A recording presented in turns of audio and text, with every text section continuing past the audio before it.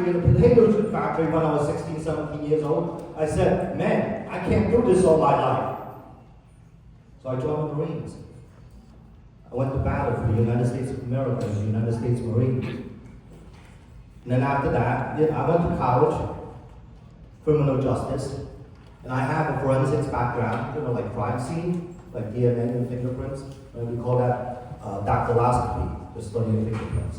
But anyway, I ended up in the police department, in the New York City Police Department. There I spent 27 years as a patrol officer, a patrol supervisor, an undercover investigator, a narcotics investigator, and finally, for my last 15 years on the job, I was the executive officer of the Brooklyn South Crime Scene Unit. Those are the guys that show up at the crime scene and they do the DNA and the fingerprints, and they bring that crime scene to the courtroom. And then I retired. I'm enjoying my retirement. I come over here. I had always been involved in my children's education, so I was in the school leadership team over at PS 112. I was the Title I chairperson that oversees the spending of the Title I money. I was involved in the PTA over there, so when my daughter, out of her own good habit, ended up at this school, I came here and I continued that work. So I was a happy little PTA president here, dealing with all your parents, and they're all part of moms and dads. While I was here, the Kings County GOP, that's the Grand Old Party, the Republican Party, they approached me and said, hey Steve, you know what? You're that guy. I want you to remember those two words, that guy. You're that guy that we need to represent our district. You have that attitude that we do. You did the same thing that we did. You went to work like we did. You went to raise a family like we did. You speak like we do. We want you to be our next senator, to represent our family. And you know what? I said, no, I'm retired, man. Leave me alone. Do you know what finally made me run for New York State Senate? 2 years ago, actually it was a year and a month ago, Mayor Adams shut down James Madison High School to use as shelter for migrants. And I said, wait a minute, our kids need to go to school. They need to eat in school. Their parents got to go to work. This is nonsense.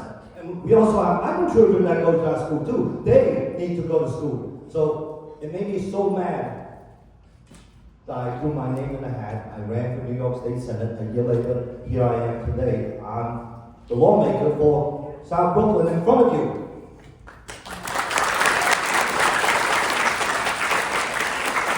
Now, in your leisure, I want you to remember the fact that all of you are here, your parents support your education.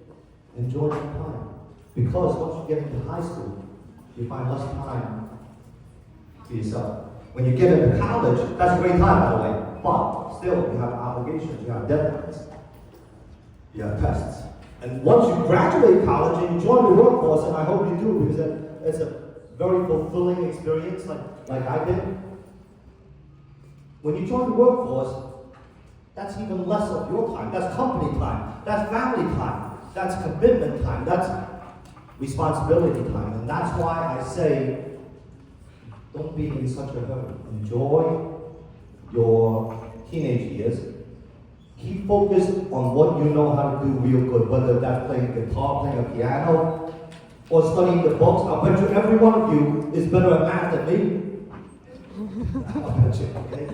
You're very fortunate to be in this school where they can keep up with you as much as you want to excel. And remember this, my parting words to you guys is this. It is not the school that makes great students. It is you, the great students, that's going to make this school great. So thank you very much. Keep focused. I'm this poor kid that was neglected, and I didn't have a lot going for me. And there was only one of two paths that I could walk. I could have been where I am today, or I could have been a bit gangster in jail. Right? So I chose the right path, and it's because I had great friends. I was very fortunate to have met some great friends along the way. Their parents kind of guided me in the right way, guided me in the right path. They kind of looked out for me, told me what was right and what's wrong. I would look at certain people and say, you know what, that's the right thing to do, and that's the wrong thing to do. And you know what, every one of you should have the ability to make that decision too. What's the right thing? What's the wrong thing? Do we have a question from this side? Anyone else, any other questions? The gift is something that you're not born with. It's something that you develop in your time. In your time. You can sit there and read a book. You can sit there and do some math. You can sit there and study for a couple hours. And you do that every day for years, and that's how you ended up here. One thing I forgot to mention was that when I was a young officer, when I was a young rookie cop, I opened the first florist with my ex-girlfriend on 8th Avenue. I was the first and second flower shop on 8th Avenue. And I held it for the next 10 years until I walked away from that business. Additional.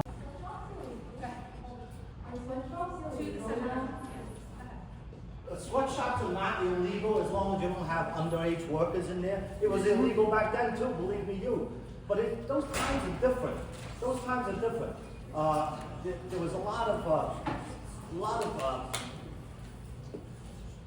poorer immigrants from around the world.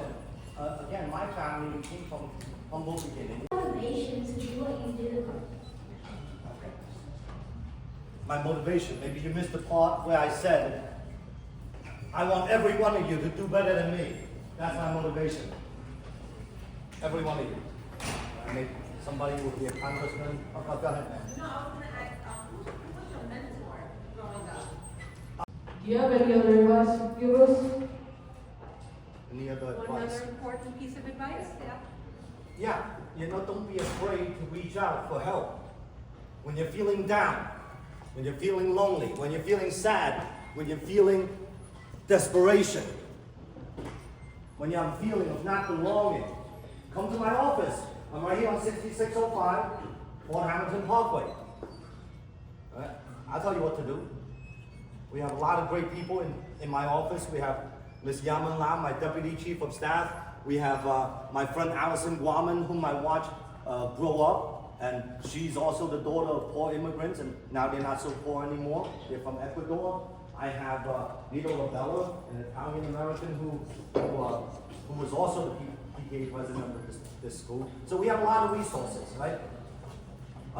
Anytime you need help, reach out to your guidance counselors here, your teachers, Ms. Siddiqui, whom I've known for 6-7 years now. Reach out to me, okay? Just look me up on the internet. Steve Chan, State Senator, right?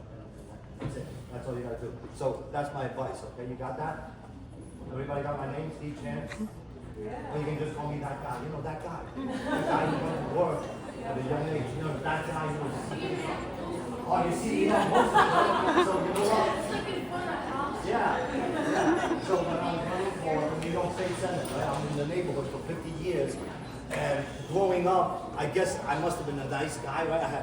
I had a flower shop, I was a cop, I know all the neighbors. I have a lot of friends. I was the PTA, I was involved with the PTA and the SLP. And I was also a notary public, by the way. Right? And for 30 years, I stamped people's documents. Right? That's to certify somebody's signature. And you're allowed to charge anywhere from $2 to $5, depends on what you're doing, right? I never ever charged a single penny from any of my neighbors. And you know what? People remember that. I remember that guy. That guy used to notarize my stuff for free.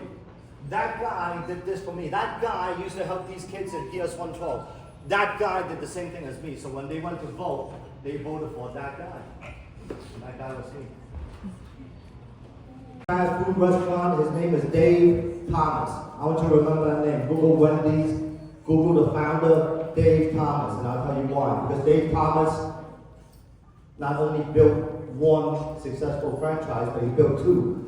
He was responsible for KFC as well. But you know what's so unique about Dave Thomas is he died building it with a 5th grade education.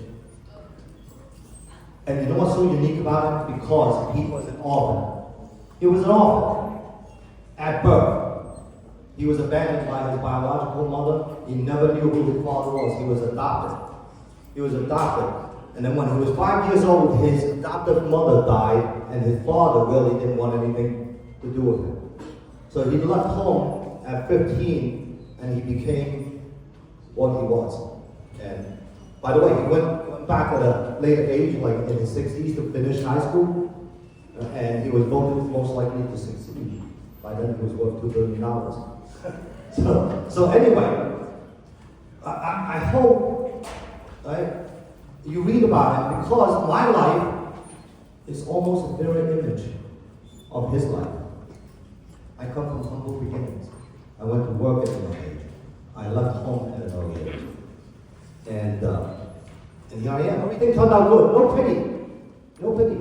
Although in my life, I found myself often pitying myself. And I don't want you to do that.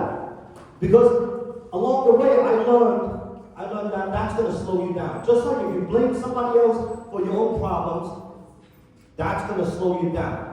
You know what I tell my daughters? Don't ever come home and tell me somebody did something to you because you're Chinese. Maybe they did it, maybe they didn't. Maybe they did it. But if you stop to think about that, if you stop to dwell on it, if you stop to blame somebody else, that's going to slow you down. And you don't slow down, you speed up. When somebody tries to get in your way, you overcome that obstacle and you speed up. And you show them who's the boss. And that's what I want you guys to do. And in 20 years, 25 years, 30 years, I want you guys, if I'm still alive, I want you guys to write me, come look me up, and tell me that you each did better than me. And that's what I want. And that will make me more happy than anything else.